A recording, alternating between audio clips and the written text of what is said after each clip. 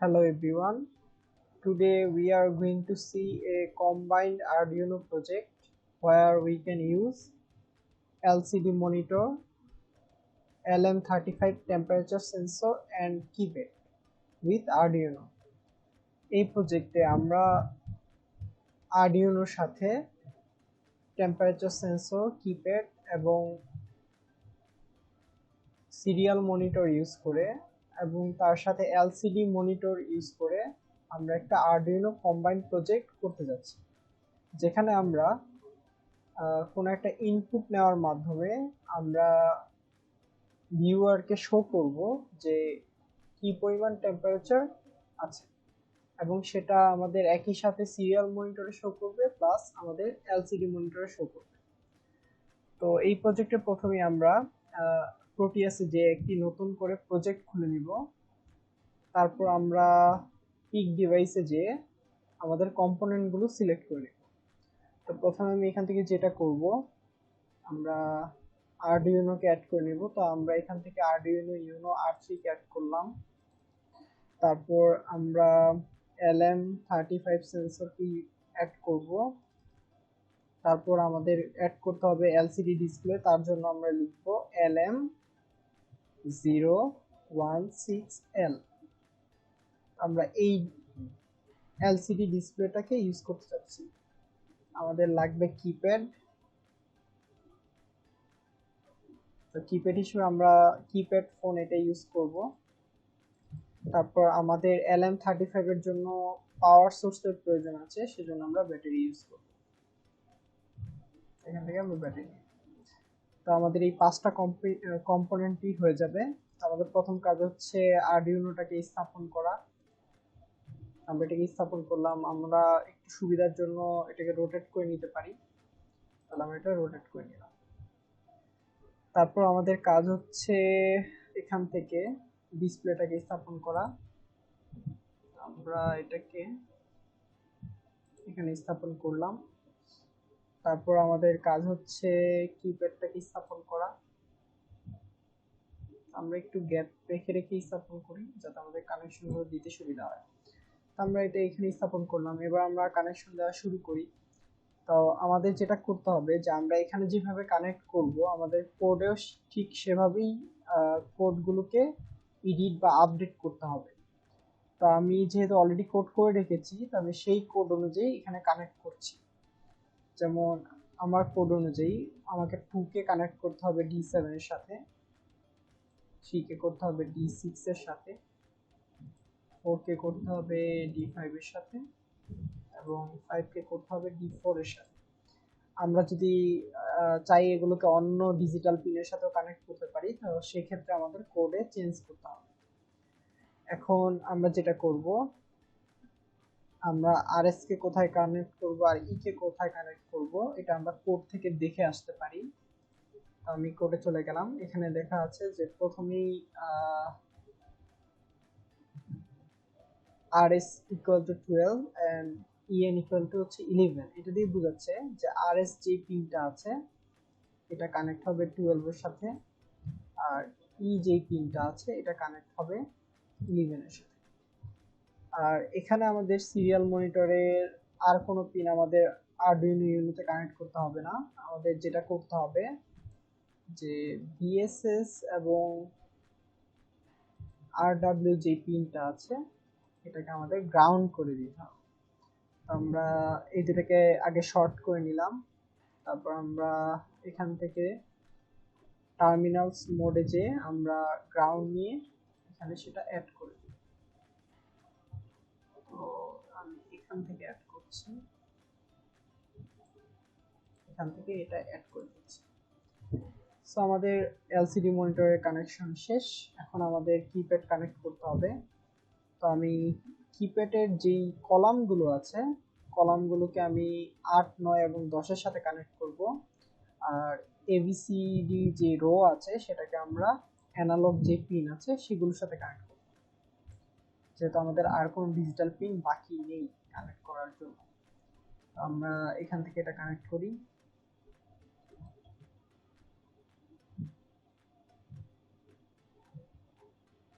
আমি এটাকে থেকে নিয়ে গেলাম এখান দিয়ে, এটা কানেক্ট করলাম 8-এ, অর্থাৎ 1-কে আমি 8-এ কানেক্ট করলাম। তারপর আমি 2-কে কানেক্ট করলাম 9-এর সাথে। তারপর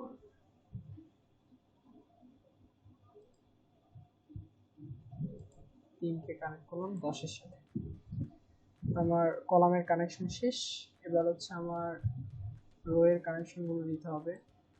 আমি একে কানেক্ট করব হচ্ছে ইনটের সাথে,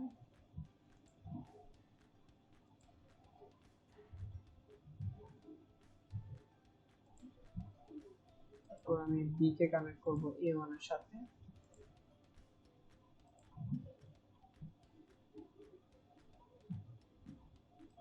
তারপর আমি এখান থেকে সি কে কানেক্ট করলাম A2 এর সাথে, এবং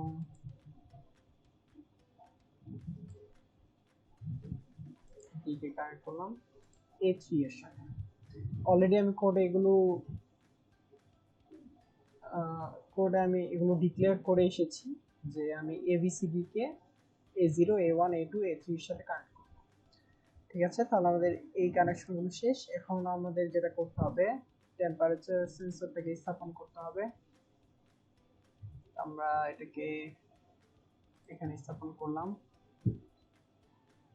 2 নাম্বার পিন হচ্ছে বি আউট, এটা আমরা এখান থেকে নিয়ে আমরা এটাকে কানেক্ট করব হচ্ছে A4 এর সাথে, এবং তারপর আমরা এটার সাথে অবশ্যই ব্যাটারি কানেক্ট করতে হবে। সো আমরা এখানে ব্যাটারিটাকে স্থাপন করে 1-কে কানেক্ট করব পজিটিভ প্রান্তের সাথে, এবং 3 এবং নেগেটিভ প্রান্তকে আমরা শর্ট করে দিব। তার সাথে আমরা টার্মিনালস মোড থেকে গ্রাউন্ড নিয়ে এখানে কানেক্ট করি। আমাদের মোটামুটি এখানে টেম্পারেচার সেন্সরের কাজ শেষ। আমরা ব্যাটারির ভোল্টেজটাকে একটু কমিয়ে দেব, এটাকে আমরা রাখবো 5 ভোল্ট। এবং আমাদের আর যেটা করতে হবে, আমাদের এখান থেকে যেতে হবে ইনস্ট্রুমেন্টসে, সেখানে যে আমরা যাব হচ্ছে ভার্চুয়াল টার্মিনাল। এখানে যে আমরা টার্মিনালটাকে স্থাপন করব, যেহেতু আমরা সিরিয়াল মনিটরেও দেখতে চাচ্ছি, আমরা এটা এখানে স্থাপন করলাম। তারপর যেটা RxD আছে সেটাকে আমরা কানেক্ট করব TxD এর সাথে, এবং যেটা RxD ইউনোতে আছে সেটা আমরা কানেক্ট করব সিরিয়াল মনিটরে বা ভার্চুয়াল টার্মিনালে TxD এর সাথে। আমাদের এখানে কানেকশন সম্পূর্ণ শেষ। আর এখন আমরা কোডে চলে যেতে পারি। সো আমি কোডে চলে গেলাম।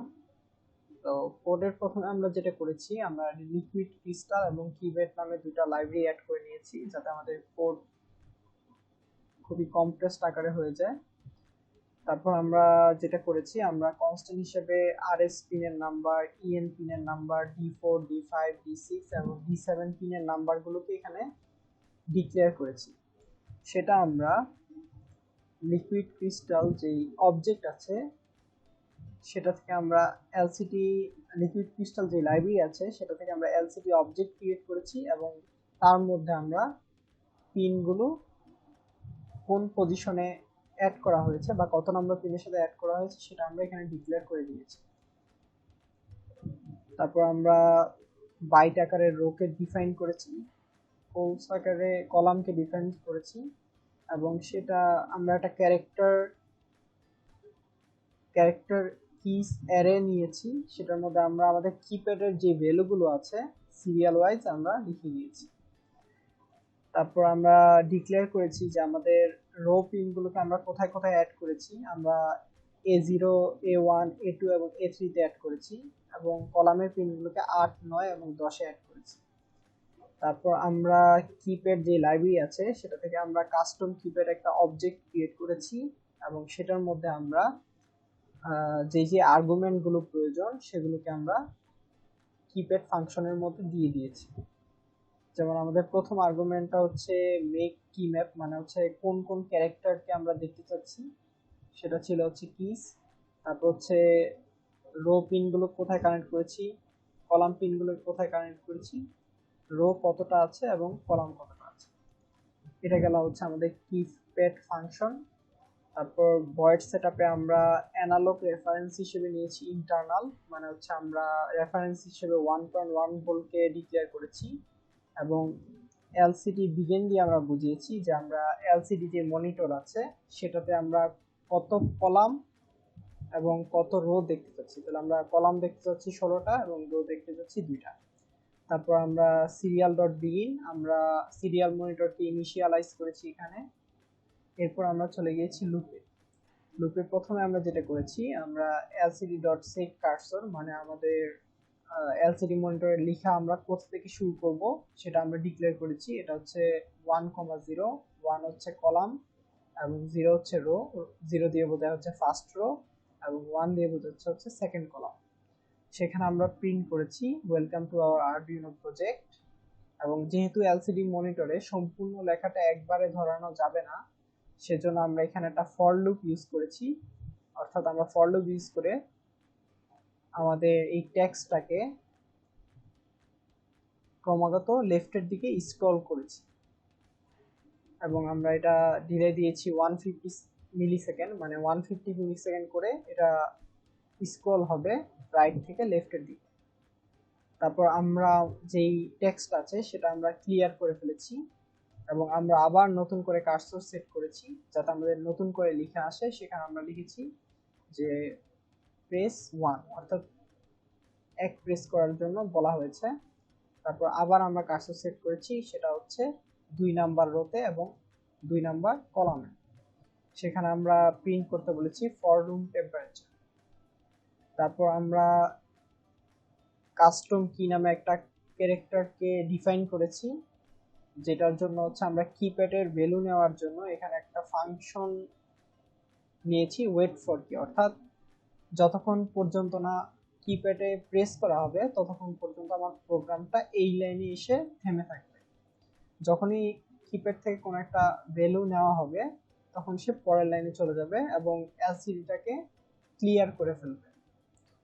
এবং আমরা যদি 1 প্রেস করি তবেই শুধুমাত্র এই ইফ কন্ডিশনের ভিতরে সে চলে আসতে পারবে এবং আবার নতুন করে কার্সর সেট করবে এবং আমাদের ইউনিট জানতে চাবে যে আমরা টেম্পারেচার হিসেবে কোন ইউনিটটাকে দেখতে চাচ্ছি।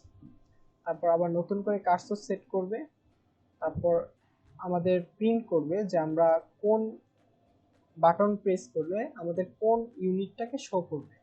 তো 1 এর জন্য আমরা সেলসিয়াস, 2 এর জন্য ফারেনহাইট এবং 3 এর জন্য কেলভিন দেখতে পাবো। তারপর আবার আমাদের নতুন করে ইনপুট দেওয়ার জন্য বলবে এবং সে প্রোগ্রামটা ওইখানেই ওয়েট করবে আমাদের ইনপুটের জন্য। আমরা ইনপুট দেওয়ার পর এটা কন্টিনিউ করবে। যদি আমরা ইনপুট 1 দেই তাহলে সেটা সেলসিয়াস কন্ডিশনে চলে যাবে, ইফ কন্ডিশনে 2 দিলে সেটা ফারেনহাইটের জন্য এবং 3 দিলে সেটা কেলভিনের জন্য। তো এখানে আমরা প্রথমে ইফ কন্ডিশনের আগে আমরা টেম্পারেচার মেজার করার জন্য আমরা এখানে ফ্লোট টেম্প নামে আরেকটা ভেরিয়েবল ডিক্লেয়ার করেছি, যেটার ভেরিয়েবলের প্রথমে আমরা এখানে ফ্লোট কথাটা লিখে নিয়েছি কারণ আমরা চাচ্ছি এখান থেকে একটা ফ্লোট ভ্যালু আসুক। এবং আমরা অলরেডি জানি যে আমরা যদি টেম্পারেচার সেন্সর LM35 ইউজ করি তাহলে সেটাকে অবশ্যই আমাদের এই সূত্রের সাহায্যে ক্যালকুলেট করতে হবে। এবং আমরা যেহেতু A4 এ টেম্পারেচার সেন্সরের বিআউটটা অ্যাড করেছি সেজন্য আমরা এখানে লিখেছি অ্যানালগ রিড A4। তারপর আমরা চলে যাব 1, 2 এবং 3 ইফ কাস্টম কি এর কন্ডিশনের জন্য। তো এই কন্ডিশনগুলো সব সম্পূর্ণ একই রকম, জাস্ট এখানে হচ্ছে কিছু চেঞ্জ করা হয়েছে। যেমন আমরা প্রথমে ইফ যদি কাস্টম কি 1 প্রেস করতাম, মানে হচ্ছে আমরা কিপ্যাডে 1 প্রেস করতাম তাহলে আমাদের নতুন করে কার্সর সেট হতো এবং সেখানে আমাদের একটা টেক্সট ডিসপ্লে হতো, সেটা হচ্ছে প্রেস 0 টু এক্সিট, অর্থাৎ 0 প্রেস না করলে এক্সিট হবে না। আবার নতুন করে কার্সর সেট করলাম এবং এটা প্রিন্ট করা হলো রুম টেম্প নামে এই টেক্সটটা। তারপর আবার কার্সরটাকে একটা নির্দিষ্ট গ্যাপ দিয়ে, অর্থাৎ আমরা 0 তে এটা প্রিন্ট করেছি এবং আমরা তার থেকে একটু দূরে অর্থাৎ দশম কলামে এবং প্রথম রোতে আমরা আমাদের টেম্পারেচার ইউনিটটাকে শো করতে যাচ্ছি।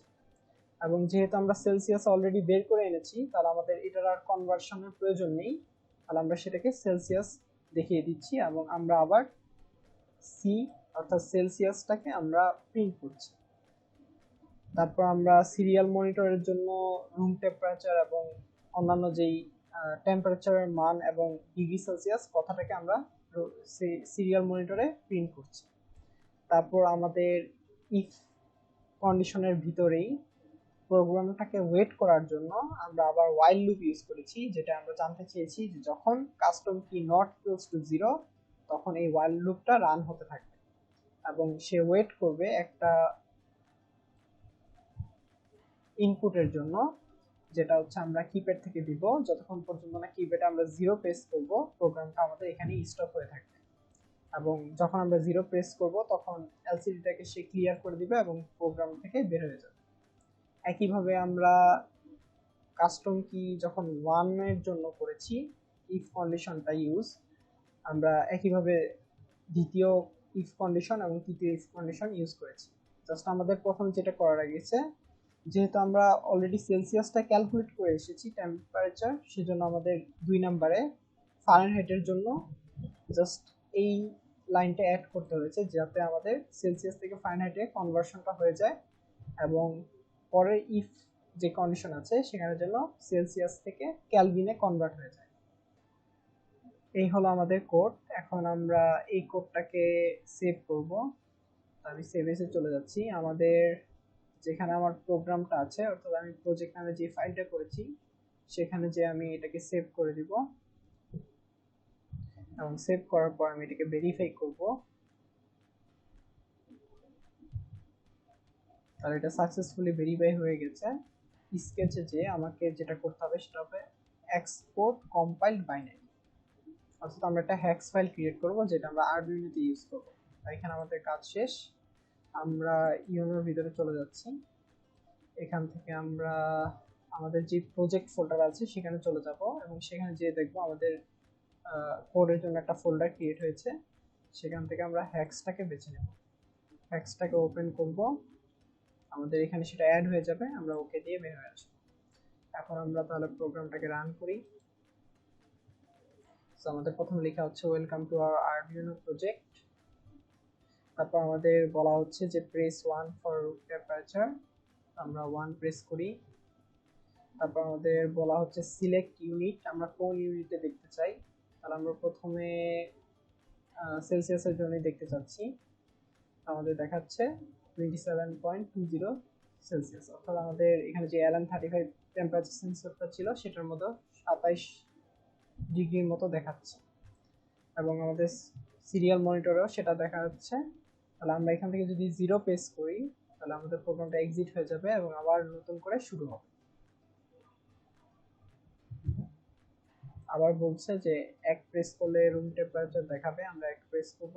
আবার ইউনিট চুজ করতে বলছে, তাহলে এবার আমরা কেলভিনের জন্য দেখতে চাই, তাহলে আমাদের এবার কেলভিনের জন্য দেখাচ্ছে।